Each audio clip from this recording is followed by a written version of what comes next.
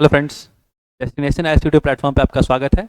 और मैं अभिषेक सिसोदिया एक बार फिर से आपके लिए करंट अफेयर्स लेकर के आया हूँ। आई होप आपने अपने फेस्टिवल में काफ़ी इन्जॉय किया होगा। और अब समय है कि हम लोग फिर से अपने पढ़ाई पे लग जाएं और पूरे जोश जुनून के साथ 70 बीपीएससी की तैयारी करें। तो आइए, आज हम लोग 14 अक्टूबर है और देखते हैं क्या क्या ऐसे क्वेश्चंस हैं जो कि आपको कहीं ना कहीं 70 बीपीएससी में देखने को मिल सकते हैं। ठीक है, तो स्टार्ट करते हैं हम लोग आज का सेशन। तो आज पहला क्वेश्चन है आपके लिए, प्रवीण जय विक्रम। ओके, नाम जरूर याद रखेगा। Praveen Jayawickrama belongs to which team who has recently been banned for 1 year by the International Cricket Council. Okay, question आपका क्या है कि हाल ही में प्रवीण जय विक्रम किस टीम से संबंधित हैं जिन्हें हाल ही में अंतर्राष्ट्रीय क्रिकेट परिषद आईसीसी द्वारा 1 वर्ष के लिए प्रतिबंधित किया गया है। आपके ऑप्शन है ए श्रीलंका, बी बांग्लादेश, सी पाकिस्तान या फिर डी अफगानिस्तान।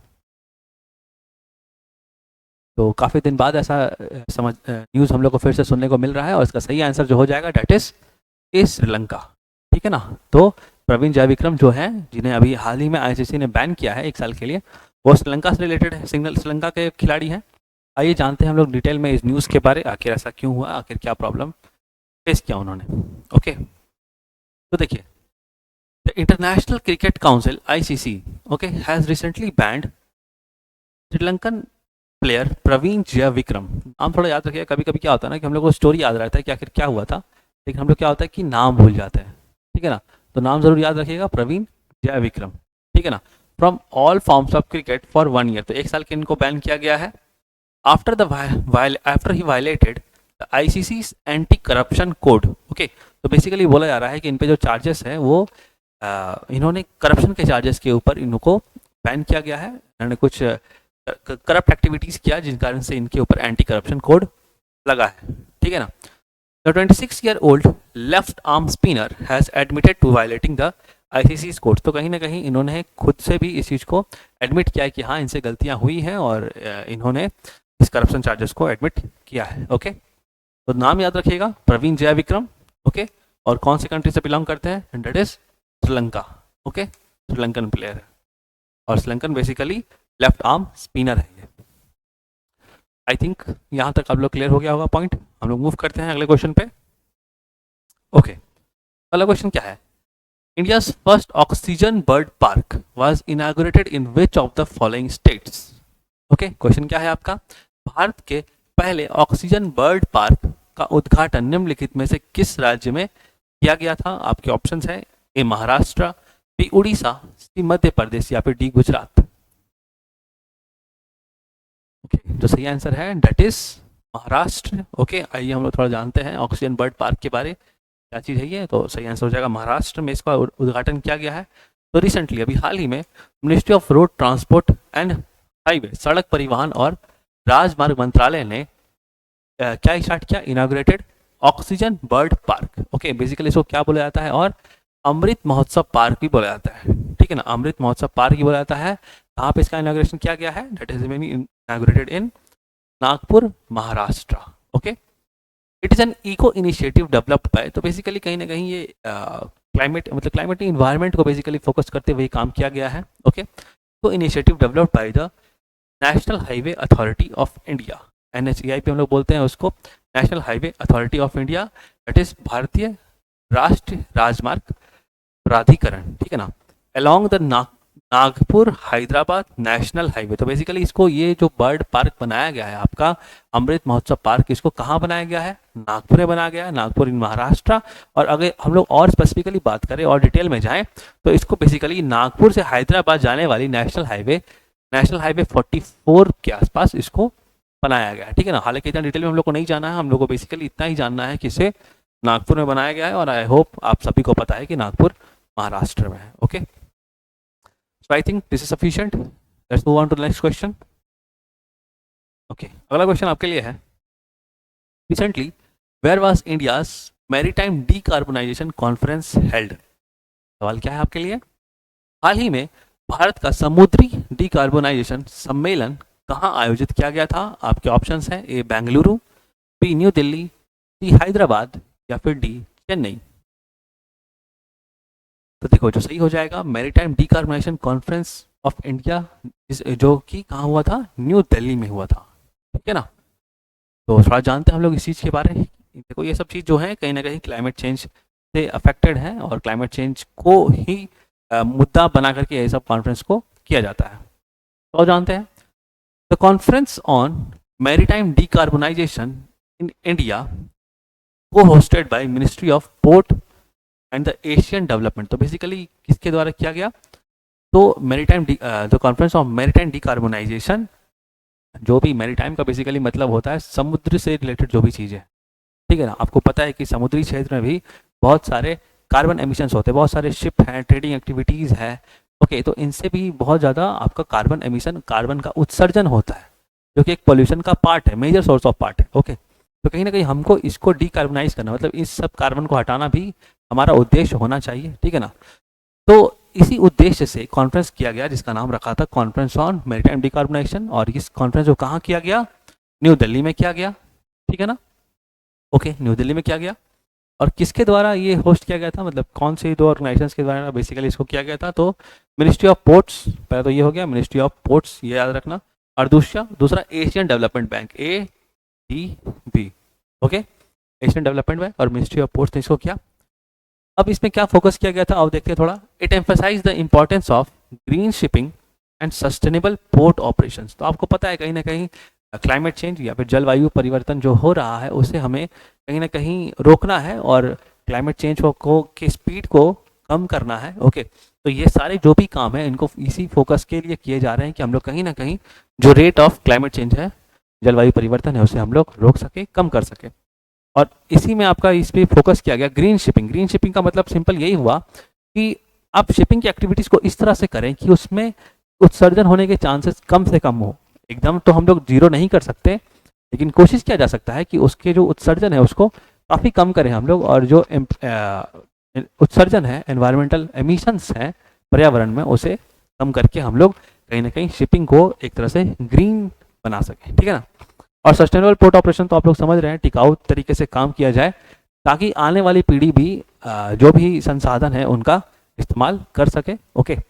तो यही बेसिकली मुद्दा था। आप लोग क्वेश्चन डायरेक्ट बनेगा, ये जो मीटिंग थी वो कहाँ पे किया गया था, तो सही आंसर हो जाएगा आपका न्यू दिल्ली में, ठीक है ना। कॉन्फ्रेंस का नाम क्या था, कॉन्फ्रेंस ऑन मैरीटाइम डिकार्बोनाइजेशन। अगर आपसे इनकेस क्वेश्चन आपसे पूछ लिया कि इसको कराने वाले दो कौन से संगठन है, तो ध्यान रखना आप लोग, सबसे पहले तो मिनिस्ट्री ऑफ पोर्ट्स, ओके, और दूसरा एशियन डेवलपमेंट बैंक, ठीक है ना। ADB को क्वेश्चंस में यहाँ पे इंक्लूड किया जाता है, ADB से क्वेश्चन आपको बनाया जा सकता है, ओके। आगे मूव करते हैं हम लोग अगले क्वेश्चन पे। कुछ और इन्फॉर्मेशन है उसको देख लेते हैं एक बार और हम लोग। देखो, it aimed to align India's maritime sector with global climate goals. Goal यही बोला जा रहा है, एक तरह से बात वही है कि कहीं ना कहीं जो हमारा जो समुद्री क्षेत्र है उसमें जो भी कार्य हो रहे हैं, उसमें जो भी काम हो रहे हैं, तो हम लोग कोशिश कर रहे हैं कि समुद्री क्षेत्र को हम लोग किससे अलाइन करके ले चले, हमारे जो ग्लोबल क्लाइमेट चेंज गोल्स है, मतलब जो जलवायु परिवर्तन से के लिए जो हम लोग ने अपने कुछ लक्ष्य सेट किए, ठीक है ना। आप ऐसे भी जानोगे तो ग्लोबल एनवायरमेंटल गोल जो कि 17 है, ओके, तो सस्टेनेबल डेवलपमेंट गोल्स जो कि 17 है, ओके, उसमें भी कहीं ना कहीं भारत का एम रहता है कि उन सब लक्ष्य को प्राप्त करने के लिए हमें क्या है कि हमें बहुत सेक्टर्स पे ध्यान देना पड़ेगा, ठीक है ना। जिसमें कि क्या होता है कि एमिशंस, कार्बन एमिशंस, पॉल्यूशन ज़्यादा होते हैं, हमको उनसे रोकना पड़ेगा, ओके। तो मैरीटाइम समुद्री क्षेत्र भी है उस तरह का जहाँ पे बहुत सारे उत्सर्जन होते हैं, ठीक है ना। तो हम लोग को यहाँ पे समुद्री क्षेत्र में इस तरह काम करना है कि हम लोग ने जो भी लक्ष्य अपना तय किया है वो लक्ष्य हम प्राप्त कर पाए, ओके। तो यहाँ पे बेसिकली और क्या बातें हुई, डिस्कसिंग इनिशिएटिव्स लाइक हरित सागर ग्रीन पोर्ट, यहाँ पे और कुछ अगर बात हुआ तो हरित सागर ग्रीन पोर्ट के बारे में बात हुआ, guidelines and goal of achieving net zero carbon emission by 2070। Very important, ये पॉइंट आपको जरूर ध्यान देना चाहिए, अलग से आपको नोट कर लेना चाहिए कि भारत जो अपना नेट जीरो कार्बन एमिशन का लक्ष्य रखा है वो कब तक अचीव करने का, कब तक प्राप्त करने का रखा है, 2070 तक भारत ने अपना लक्ष्य रखा है कि वो net zero carbon emission, carbon उत्सर्जन वाला देश बन जाएगा। यहाँ पे नेट जीरो बोलने का मतलब ये नहीं है कि हम लोग एकदम से कार्बन एमिट नहीं करेंगे, बोलने का मतलब है कि हम लोग जितना भी कार्बन एमिट करेंगे उसको हम लोग एब्जॉर्ब भी कर लेंगे, ठीक है ना। जितना कार्बन उत्सर्जन होगा उतना कार्बन एब्जॉर्प्शन भी होगा, इसके लिए क्या होगा, नेट जीरो एमिशंस होगा। आपसे देखिए क्वेश्चन यही बनाया जा सकता है कि अभी हाल में ऐसा कौन सा एयरपोर्ट है जो कि नेट जीरो एयरपोर्ट है। बोलने का मतलब कि वहाँ पे जो भी कार्य हो रहे हैं उसके कारण पर्यावरण में किसी तरह का कार्बन एमिशन, मतलब नेट कार्बन एमिशन नहीं हो रहा। जितना कार्बन एमिशन उस एयरपोर्ट से होता है उतना कार्बन एमिशन टेक्नोलॉजी के द्वारा या एनवायरनमेंट के द्वारा उसको एब्जॉर्ब भी कर लिया जाता है। ओके, जो सही आंसर क्या हो जाएगा, इन्हीं को अगर पता है तो कमेंट करें कमेंट बॉक्स में। तो देखो सही आंसर हो जाएगा इंदिरा गांधी इंटरनेशनल एयरपोर्ट इन न्यू दिल्ली, ठीक है ना। आईजीआई न्यू दिल्ली का जो एयरपोर्ट है वो नेट जीरो कार्बन एयरपोर्ट है। इसको भी नोट डाउन कर लेना आप लोग, ओके, कहीं ऐसा क्वेश्चन ना आ जाए, ठीक है।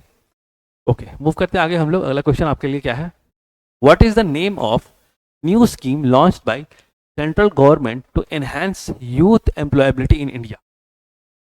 सवाल क्या है, हिंदी में रिपीट करता हूं आपके लिए। भारत में युवा रोजगार क्षमता बढ़ाने के लिए केंद्र सरकार द्वारा शुरू की गई नई योजना का नाम क्या है। आपके ऑप्शंस हैं, A prime minister internship scheme, B youth empowerment initiative, C digital internship scheme, या फिर डी स्किल इंडिया स्कीम। तो देखो जो सही आंसर हो जाएगा that is PM internship scheme, ठीक है ना।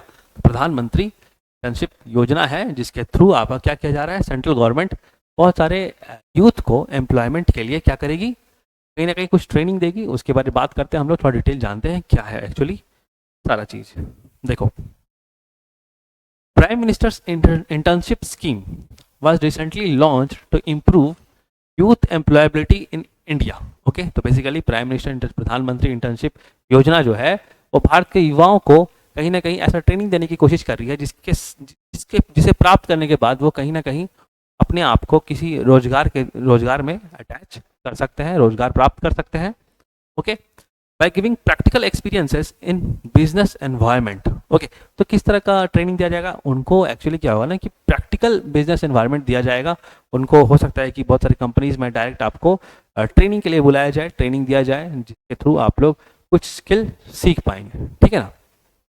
आगे और बात करते हैं कि इसमें इसका उद्देश्य और क्या है।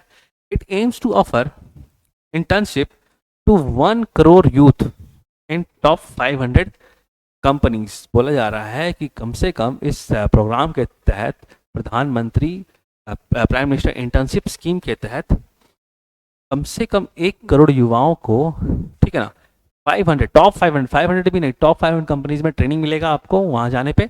ओके, ओवर 5 ईयर्स, तो अगले 5 वर्षों तक 1 करोड़ लगभग युवाओं को भारत की टॉप 500 कंपनीज में जाकर के ट्रेनिंग प्राप्त करने का अवसर मिलेगा। ओके, ध्यान रखना आप लोग को इन सब चीज़ों को। थोड़ा सा हम लोग और जानते हैं इसके बारे, क्योंकि टॉपिक थोड़ा ब्रॉड है। देखो, the ministry of corporate affairs will oversee the pilot project. अब बेसिकली इसका रिस्पॉन्सिबिलिटी कौन से मंत्रालय के पास है ये सारी चीज़ों को देखने का, तो ये सारी चीज़ों को देखने का जो रिस्पॉन्सिबिलिटी है वो मिनिस्ट्री ऑफ कॉर्पोरेट अफेयर्स के पास है, डेट इज कॉर्पोरेट मामलों का मंत्रालय, ठीक है ना। इस चीज़ को ध्यान रखना आप लोग। ऑनलाइन पोर्टल होगा इसके लिए, ये भी आप लोगों को ध्यान रखना है कि मिनिस्ट्री ऑफ कॉर्पोरेट अफेयर्स ने इसके लिए एक एक ऑनलाइन पोर्टल बाकायदा बना दिया है, ठीक है ना। अब थोड़ा सा हम लोग क्या करते बात है, कुछ मॉनेटरी लेवल पे बात करते हैं कि हाँ चलो ये सब तो आपका ट्रेनिंग तो सही है, लेकिन क्या कुछ फाइनेंशियल हेल्प मिलेगा अगर इनकेस आपको स्टेटमेंट आ गया, क्या कुछ फाइनेंशियल हेल्प दिया जा रहा है इसमें? जी हाँ, इसमें फाइनेंशियल हेल्प है और हम लोग जानते हैं फाइनेंशियल हेल्प क्या है। तो देखो, इंटर्न्स बोलने का मतलब कि जो लोग भी ट्रेनिंग करेंगे उनको will receive ₹4,500 monthly stipend. Okay, तो कहीं ना कहीं उनको मासिक तौर पे हर माह लगभग 4500 रुपया दिया जाएगा फ्रॉम द गवर्नमेंट। ओके, तो ये किसके द्वारा दिया जाएगा? सरकार। तो भारत सरकार के द्वारा हर माह उनको 4500 रुपया दिया जाएगा, plus ₹500 from companies through CSR, और कंपनीज के थ्रू 500 रुपया एक्स्ट्रा और दिया जाएगा किसके थ्रू? कंपनीज के थ्रू, जहाँ पे वो ट्रेनिंग करेंगे, ठीक है ना। और ये कहीं ना कहीं कॉर्पोरेट सोशल रिस्पॉन्सिबिलिटी के तहत वो पर्टिकुलर कंपनी देगी। इनकेस अगर आपको पता नहीं है कॉर्पोरेट सोशल रिस्पॉन्सिबिलिटी क्या होता है तो आपको बता दूं। देखो, हर एक ऑर्गेनाइजेशन का, हर एक कंपनी का एक अपना मुद्दा होता है कि उसका जो भी प्रॉफिट है उस प्रॉफिट का कुछ प्रतिशत वो समाज के विकास में योगदान दे, ठीक है ना। इसके लिए उसके लिए कोई खुद का उसका कोई डायरेक्ट कोई बेनिफिट नहीं है, ऐसा कुछ फाइनेंशियल बेनिफिट नहीं है। ओके, उसका कहीं ना कहीं वो प्रॉफिट का कुछ प्रतिशत वो क्या करते हैं, समाज के विकास के लिए देते हैं। उसी को हम लोग कॉर्पोरेट सोशल रिस्पॉन्सिबिलिटी बोलते हैं। बाकी इसमें भी बहुत सारी नहीं, एक नियमावली है, ठीक है, कुछ सालों का प्रॉफिट परसेंटेज का प्रतिशत रहता है, जिसको हम लोग देखेंगे आराम से। आप लोग फिलहाल यही जानो कि 45 रुपया मॉनेटरी बेनिफिट है डायरेक्ट बाय गवर्नमेंट, और 500 रुपया मॉनेटरी बेनिफिट किसके थ्रू है, फ्रॉम द कंपनी जहाँ पे वो ट्रेनिंग कर रहे हैं। प्रोग्राम का नाम क्या है, प्रोग्राम का नाम है प्रधानमंत्री इंटर्नशिप या फिर प्रधानमंत्री इंटर्नशिप प्रोग्राम, ठीक है ना। कौन इसको मॉनिटर कर रहा है, it is monitored by ministry of corporate affairs. I think आपको बहुत सारे पॉइंट्स यहाँ पे मिल गए जिससे भी क्वेश्चन बनाया जा सकता है, ठीक है ना। तो एग्जाम्स में आपको कोई भी स्टेटमेंट घुमा फिरा के दे, आप लोग आंसर सही जरूर करना। ओके, मूव करते हैं हम लोग अगले क्वेश्चन पे। अगला क्वेश्चन आपके लिए है, recently 9 captive breed pygmy hogs were released in which national park of Assam. बहुत सिंपल और क्रक्स क्वेश्चन आपके लिए। हाल ही में असम के किस राष्ट्रीय उद्यान में 9 कैप्टिव ब्रीड पिग्मी हॉग छोड़े गए थे? आपके ऑप्शंस हैं, ए काजीरंगा नेशनल पार्क, बी मानस नेशनल पार्क, सी रायमोना नेशनल पार्क, या फिर डी नमदाफा नेशनल पार्क। तो देखो, जो सही आंसर हो जाएगा जहाँ पे अभी कुछ नए पिग्मी हॉग छोड़े गए हैं वो हो जाएगा आपका मानस नेशनल पार्क इन आसाम, ठीक है। तो मानस नेशनल पार्क में छोड़ा गया था। इन केस अगर यहाँ पे आपको थोड़ा डाउट लग रहा है भाई पिग्मी हॉग क्या होता है, वही नहीं पता, तो पिग्मी हॉग बेसिकली एक बहुत छोटा जंगली सुअर का प्रजाति होता है, ठीक है ना, बहुत छोटा जंगली सुअर होता है।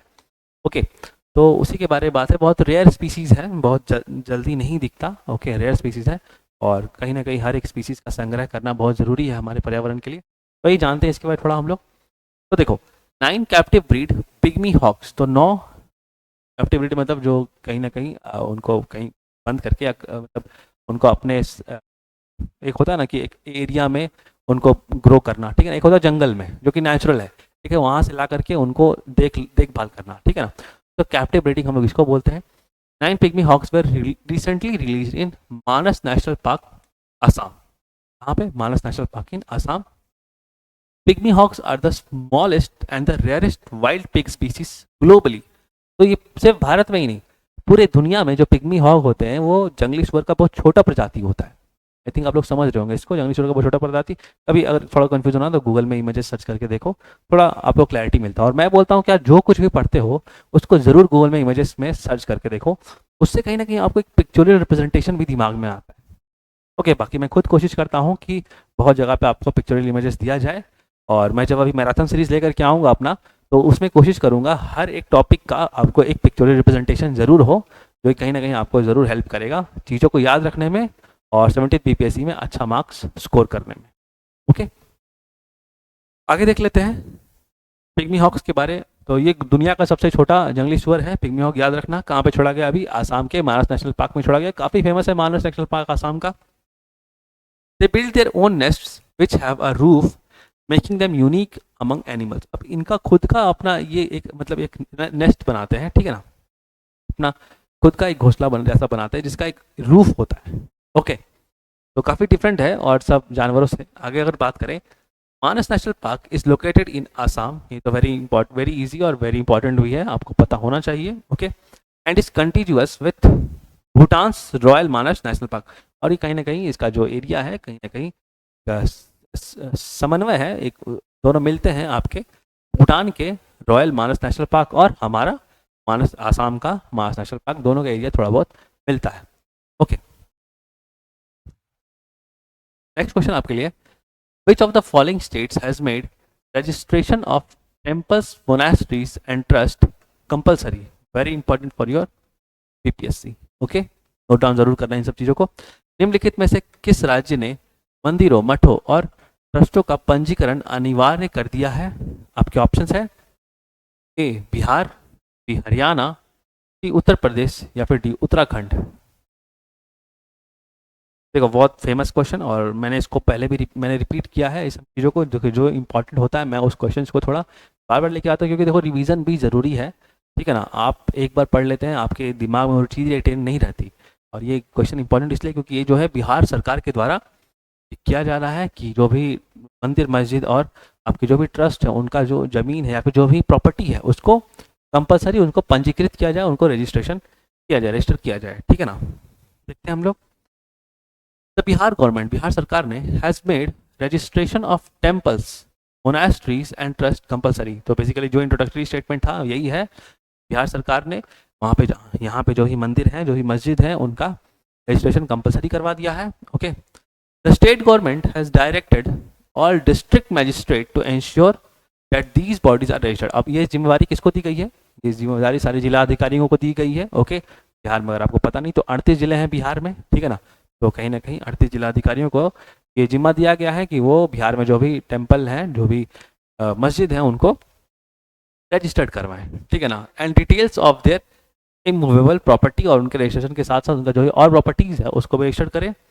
And submit to the Bihar state religious trust board soon. तो Bihar state religious trust board जो है वहाँ पे जाके मतलब कि अपना रजिस्ट्रेशन करवा के जो भी इंफॉर्मेशन है वो बिहार रिलीजियस ट्रस्ट बोर्ड में सौंपे। ओके, तो काफ़ी इंपॉर्टेंट क्वेश्चन बीपीएससी के परस्पेक्टिव से। आई होप आपको ये आंसर पता था। इनकेस अगर नहीं पता है तो आप लोग इसको ज़रूर से याद करें। ओके, चलिए आगे बढ़ते हैं हम लोग अगले क्वेश्चन पे। अगला क्वेश्चन है 500 मीटर अपर्चर स्फेरिकल टेलीस्कोप, जिसका हम लोग शॉर्टकट में फास्ट ही बोलते हैं। और देखो एग्जाम में आपको बीपीएससी में फास्ट का फुल फॉर्म भी आ सकता है। बीपीएससी फुल फॉर्म्स पूछने में बहुत मतलब माहिर, एक तरह से बोल लो, ठीक है ना।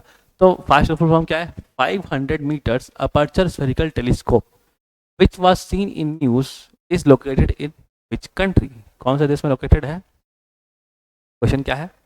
500 मीटर अपर्चर गोलाकार टेलीस्कोप जो समाचारों में देखा गया था किस देश में स्थित है? आपके ऑप्शन है A Australia, B Russia, C China या फिर डी इंडिया।